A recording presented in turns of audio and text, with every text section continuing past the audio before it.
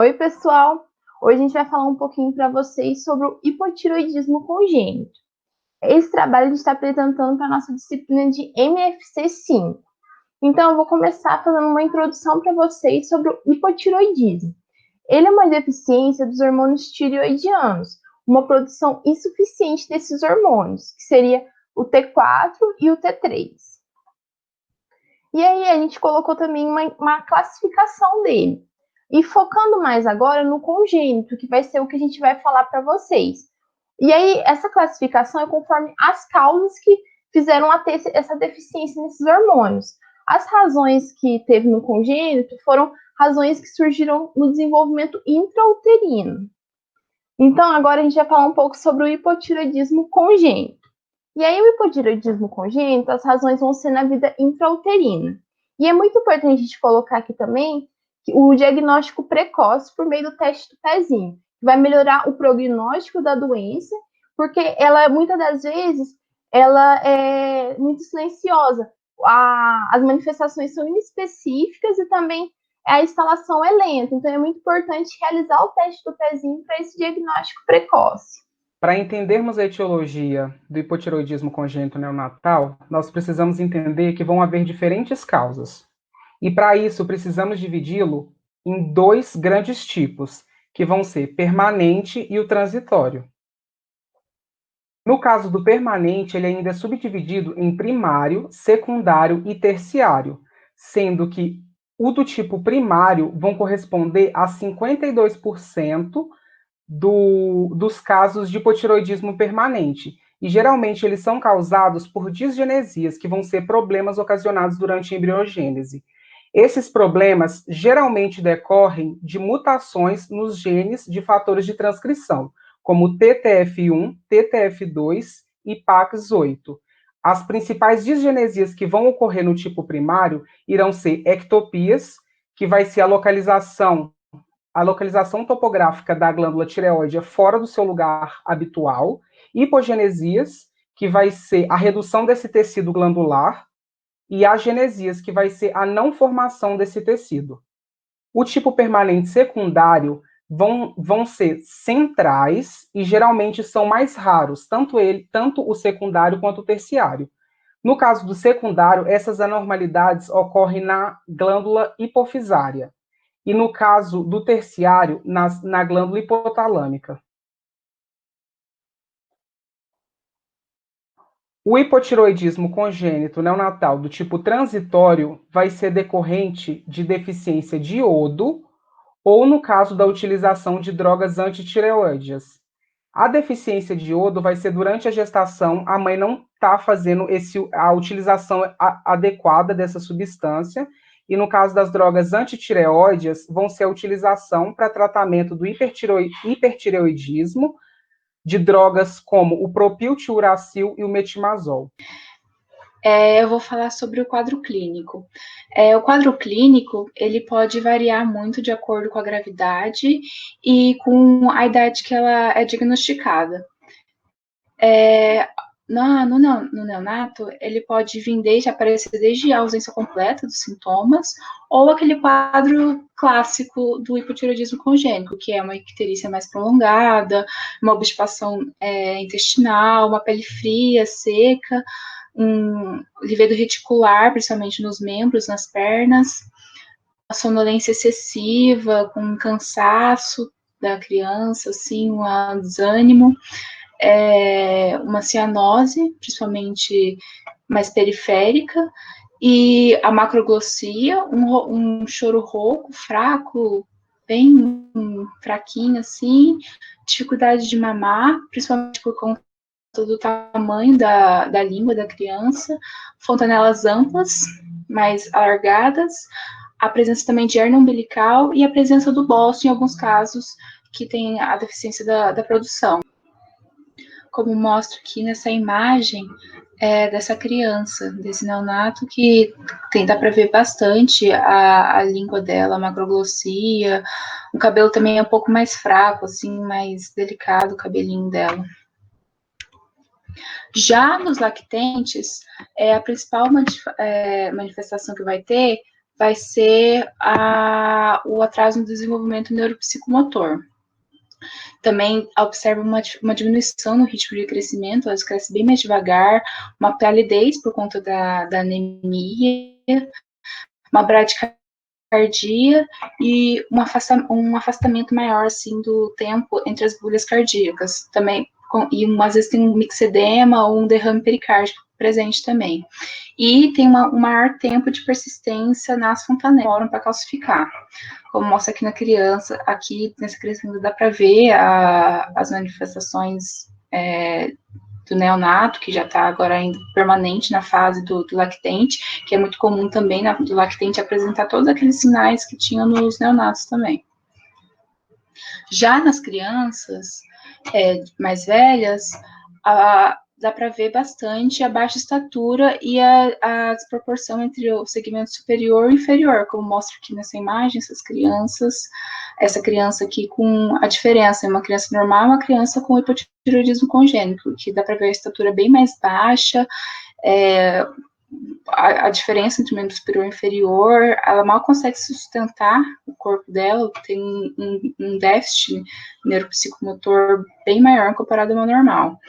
A presença do retardo mental em muitas, e a face característica, que é a face de cretinismo, como mostra aqui nessa criança. E um dado importante também é que, está escrito aqui embaixo, que na população normal, geral, das crianças, cerca de 3% das crianças têm uma chance de nascer com alguma formação. Agora, nas crianças com hipotireoidismo congênito, essas chances já sobem para 10%. Então, tem um grande aumento na chance de ter mais formações associadas. As principais malformações associadas são, principalmente, problemas cardíacos, no trato gastrointestinal, urogenital e neurológico. O hipotireoidismo congênito é uma doença que ela é possivelmente diagnosticada apenas com o quadro clínico, mas por ser considerada uma doença grave, ela é diagnosticada o mais rápido possível. Por isso, existe o teste de triagem neonatal, que é o exame do pezinho. O exame do pezinho ele é realizado entre o 3º e 5º dia de vida do bebê e é feita a coleta de sangue dele. Esse teste pode identificar doenças como fenilcetonúria, o próprio hipotireoidismo congênito, doença falciforme, fibrose cística, e ele é obrigatório para todas as crianças nascidas no Brasil e gratuito pelo SUS. O SUS vai oferecer o tipo básico, mas existem 2 outros tipos, que é o mais e o super, que é oferecido apenas pela rede particular e aumenta a quantidade de doenças detectadas. Essa doença ela é muito importante realizar o diagnóstico precoce para evitar sequelas, e uma das sequelas mais importantes é o retardo mental. Então, o exame do pezinho ele é colhido entre o 3º e 5º dia de vida, após o pico fisiológico de TSH, e se o nível de TSH no sangue estiver maior que 20 microunidades por ml, a criança é imediatamente encaminhada para avaliação clínica e para a realização de exames complementares, que é o T4 ou o T4 livre e o TSH no soro. Se o T4 estiver menor que 6,5 mg por decilitro ou o TSH estiver maior que 9 microcientiunidades por ml, a criança já é diagnosticada com hipotireoidismo congênito e deve iniciar o tratamento o mais rápido possível. Existem 2 variações da doença, que é o hipotireoidismo congênito tardio e o hipotireoidismo congênito transitório. O hipotireoidismo congênito tardio, ele vai atingir cerca de 5% das pessoas com essa doença, e o aumento de TSH ocorre um período depois. Então, quando a criança faz o teste do pezinho, não é possível detectar, então ele vai dar negativo. O que é recomendado? Se em qualquer momento o bebê apresentar alguma sintomatologia de hipotireoidismo congênito tardio, ele deve ser encaminhado para avaliação clínica e fazer os testes complementares, mesmo que a triagem neonatal esteja normal. E o hipotireoidismo congênito transitório, o TSH ele vai se normalizar após 4 a 8 semanas de vida. Então, vai dar alterado no teste do pezinho, mas depois vai ficar normal. Então, não é necessário realizar o tratamento. E outro ponto importante do diagnóstico dessa doença é a determinação etiológica, que é a determinação da causa da doença. Então, é feito normalmente 4 exames. A cintilografia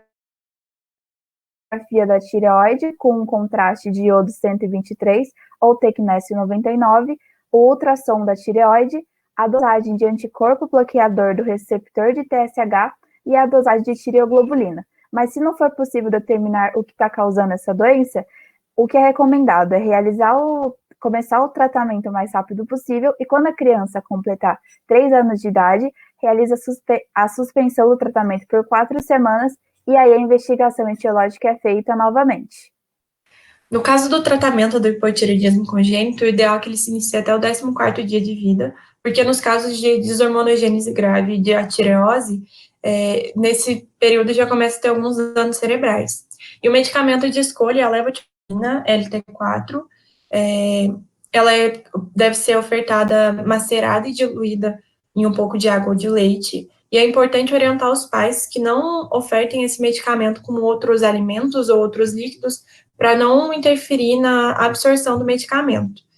Nesse quadro tem alguns nomes comerciais da levotiroxina e também as apresentações, no caso, os microgramas que tem em cada comprimido. E a dose inicial geralmente é de 10 a 15 microgramas por quilo por dia. O controle e o ajuste da dosagem é feito através do exame clínico, que avalia os sinais de hipotiroidismo e de hipertiroidismo, desenvolvimento físico, crescimento, desenvolvimento neuropsicomotor, e também através do exame clínico, através das dosagens de T4 e de TSH. Com esse tratamento adequado, a gente procura que a criança atinja o máximo do crescimento e desenvolvimento que ela teria se ela não tivesse hipotiroidismo congênito. Nos 6 primeiros meses, fundamentalmente, os valores hormonais desejados de T4 livre estão entre 1,4 e 2,3 nanogramas por decilitro, de T4 total entre 10 e 16 microgramas por decilitro, e de TSH entre 0,4 e 4 microunidades por mililitro. E aqui, nesses quadros, alguns momentos em que é interessante fazer para orientar o médico a fazer essa dosagem de T4 livre de TSH.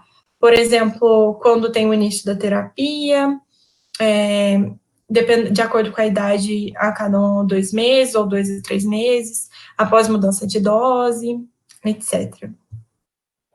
Então, falando um pouquinho de epidemiologia do hipotireoidismo congênito, de acordo com os dados do SUS, a incidência de casos no Brasil é de 1 caso positivo para cada 2.500 nascidos vivos. Já o hipotireoidismo congênito central, que é mais raro, ocorre cerca de 1 para cada 25 mil ou 1 para cada 100 mil nascidos vivos. E, de acordo com os dados do Programa de Triagem Neonatal de Minas Gerais, a incidência é de 1 para cada 3.500 nascidos vivos no estado. Além do tratamento necessário com o especialista, a criança também deve ser acompanhada pela saúde da família, numa unidade básica. E durante esse acompanhamento, ela tem que ser monitorada pelo crescimento e pelo desenvolvimento, avaliando normalmente o crescimento mesmo. Além disso, precisa observar sinais e sintomas de hipotireoidismo que podem ser causados por alterações no nível de hormônio tireoidiano. E caso aconteçam essas alterações, ela deve ser encaminhada para um especialista para analisar o que está acontecendo. E a equipe da saúde da família, ela também tem um papel importante porque ela pode ajudar a esclarecer sobre o diagnóstico e a doença em si, por ter uma proximidade maior com a família. E isso ajuda também a explicar melhor sobre o tratamento e as sequelas que a doença pode ter se o tratamento não for realizado do jeito certo. E com isso ela pode acabar verificando melhor a adesão, se a família está dando a medicação para a criança nos horários adequados, na dose adequada e tudo mais. E um jeito para estimular a adesão ao tratamento é mostrar à família a evolução da estatura, do peso e da aquisição de novas habilidades da criança, porque isso mostra que ela está evoluindo E como o tratamento, os sinais e sintomas da doença são pouco evidentes, isso é importante para mostrar a importância do tratamento mesmo. E um pouquinho de números, os dados disponibilizados pelo SUS mostram que de 2019 a junho de 2020 foram acompanhados 31.388 pacientes em ambulatórios no Brasil inteiro. Já em Minas Gerais, desde que foi implementada a testagem, em 1994, e até junho de 2020, 1.502 crianças foram acompanhadas em ambulatórios no estado. Finalizando o nosso seminário, nós resolvemos trazer agora no final alguns exemplos de casos clínicos, né? O primeiro caso que eu trouxe é esse que está no slide, de 2019, que ele vem mostrar os agravos tardios do não tratamento que pode trazer, né? No caso, é uma paciente com 21 anos que se apresentou no pronto-socorro por outros motivos e acabou comprovando um comprometimento cognitivo grave da paciente. Conforme nas imagens nós podemos ver, uma paciente com 21 anos, mas apresentava inabilidade de comunicação, estatura baixa, um rosto mongoloide, com lábios e línguas grandes, um desempenho motor fraco e frágil. E foi feita uma investigação e foi constatado um hipotireoidismo congênito. Né? Lembrando que aos 5 anos ela foi diagnosticada com esse retardo mental, né? Mas não foi feita uma investigação. Isso mostra que a importância da triagem, quanto mais precoce possível, com o teste do pezinho, para poder ser feita o tratamento quanto antes, para não chegar nesses agravos, né? Isso, e a falta de casos desse tipo, de pacientes diagnosticados tardiamente, mostra a eficácia do atual método de testagem e tratamento precoce. Um outro artigo que nós trouxemos é de 2017, ele vem mostrar essa associação do hipotireoidismo congênito com síndromes genéticas, como já foi relatado aqui no seminário. No caso, o paciente com 9 meses de idade foi diagnosticado e após o período do diagnóstico, ele foi começado a iniciar o tratamento. Mas após iniciar o tratamento, ele ainda mostrou uma diminuição na velocidade do crescimento, excesso de peso e atraso no desenvolvimento. Esses fatores não condizem com o início do tratamento, são fatores que teriam que ser desaparecidos, né? Então, com isso, foi feita uma nova pesquisa e descobriu que o paciente apresentava síndrome de Prader-Willis. E esse artigo é muito importante porque ele salienta a importância de fazer um acompanhamento com o paciente, não é só você fazer o diagnóstico e passar um tratamento, porque às vezes tem que ver a resposta do paciente a esse tratamento. Porque, como disse, pode estar associado com outras síndromes genéticas, não só o hipotireoidismo congênito. E um último artigo, que eu acho mais importante, ele é muito recente, é de fevereiro desse ano, ele vem trazer uma nova realidade para o hipotireoidismo congênito. Ele fez um estudo comparando 2 grupos, um grupo controle, de meninas de 3 a 6 anos, sem alterações tireoidianas, e um outro grupo com meninas de entre 3 a 6 anos com hipotireoidismo congênito, mas que são tratadas desde o período pós-natal. Esse estudo mostrou que há ainda um comprometimento das habilidades motoras de linguagem cognitivo, mesmo iniciado o tratamento, o que é uma nova luz, porque antes acreditava-se que, iniciado o tratamento o quanto antes, todos os agravos tardios, como no primeiro artigo que eu mostrei, eles seriam inibidos. Mas não, ainda há, mesmo que pouco, ainda há esse comprometimento. E isso eu creio que pode trazer uma luz para novas pesquisas, novos estudos que possam abordar novos métodos de terapêuticas e acompanhamentos para tentar bloquear 100% esses efeitos tardios e graves, né? Essas são as nossas referências e a gente agradece a atenção. Obrigado.